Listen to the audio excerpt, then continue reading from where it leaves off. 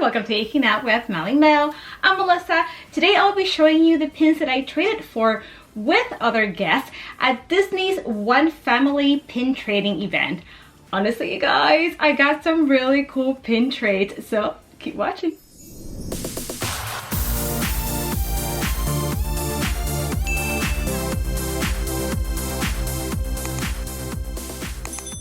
Alrighty guys, so I had a great time at the Disney One Family pin trading event. I think that the pins from the catalog looked much better in person. This video is all about the pins that I was able to trade for with other guests.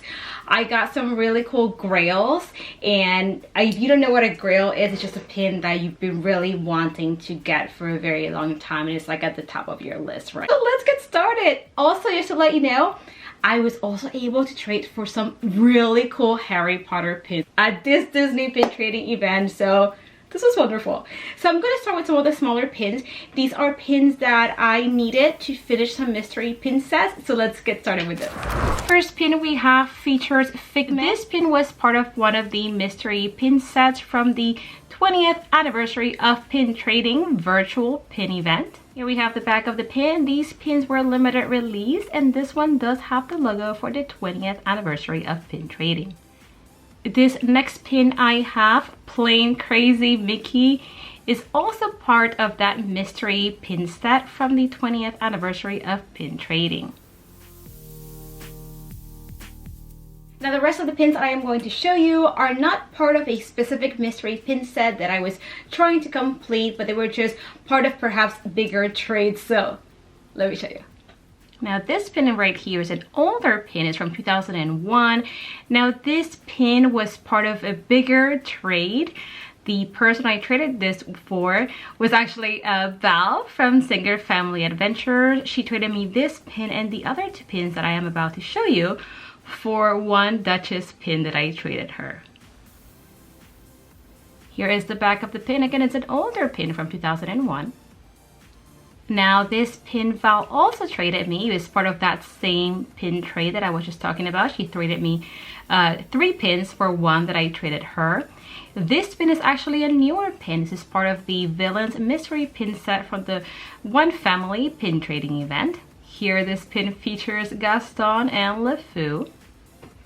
I actually really like this pin. I love the detail and how it's supposed to look like a film strip. Really cool. Here we have the back of the pin, limited release, and it has the logo for the One Family pin trading event. Alrighty guys, this is the third pin that I got from that 3-pin trade that I did. And I love this. This pin is from Artland, UK. And they are the ones that took over the Acme Disney pin license from the UK. This pin is gorgeous. It's a limited edition of 200. These pins are licensed by Disney, and the backer card serves as the certificate of authenticity. All right, you guys, look at this pin. It's absolutely gorgeous. It's part of their Diamond series. And I love Beauty and the Beast, so I am really happy with this pin. It's a massive and heavy-duty pin. As you can see, it's pretty thick, and here we have the back. Again, limited edition of 200, and it has the gold bricks in the back. That's typically the waffling on the Acme pins, now Artland pins. Now this pin right here also came from Val over at Singer Family Adventures. This is actually a pin trade. She did it with my husband. He traded her one of the pins that he pulled from one of Disney's pin boards at the event. Now this is a WDI pin, or Walt Disney Imagineering pin from 2009. It features one of the hitchhiking ghosts. And here we have the back of the pin, limited edition of 300. Now, the next pin I am going to show you is definitely a grail for me. I did not have any profile pins, but I managed to trade for my very first profile pin, and it's none other than Roger Rabbit. Let me show you. And here we have it, my very first profile pin. That's another WDI, or Walt Disney Imagineering pin, limited edition.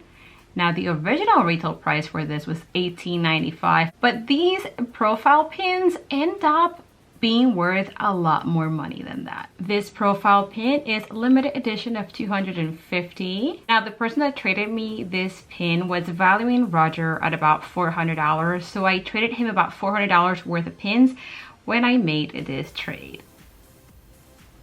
And here we have the back of the pin. Now when I said that I traded him $400 worth of pins, it's just really based on the actual value of the pins, not how much we spent purchasing the pin originally, but how much it typically goes for on places like eBay. Now this next pin is another pin that I really wanted. I wasn't sure at first if I had already gotten it because I remember looking at this pin over and over online and I was just like, did I ever get that pin? But at the end of the day, I did not have this pin, so I'm really happy I was able to trade for it. I traded a couple of pins for this one. This is Belle and Philippe. That's another Artland UK pin. And the card serves as the certificate of authenticity. This one was limited edition of 150, and here we have a closer look. And this pin we have features Tinkerbell. It's an older Halloween pin from 2012. I actually traded with this one guest for 5 pins. This is actually pin number 5 that I traded with him. I traded him a few pins and he traded me these as well. Now I am not a Tinkerbell collector, but I am into crystals and witchy things, so I thought this pin was amazing and I just wanted it. And this pin is limited edition of 3,000. Next pin I traded for with that guest is this one right here, which features Mr. Toad. It says Mr. Toad's Wild Ride at the top. We see the dynamite barrels right there. And the pin opens up and reveals Mr. Toad crashing.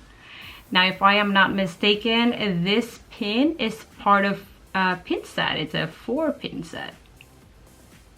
And this pin is limited edition of 2,000. And with that same guest, I also traded for this really cool Roger and Jessica pin. This pin celebrates the 25th anniversary of Who Framed Roger Rabbit, and it is limited edition of 1,000. And this is another Jessica Rabbit pin that I traded for. I love this pin. This is a Disney soda fountain pin featuring Jessica Rabbit, limited edition of 300.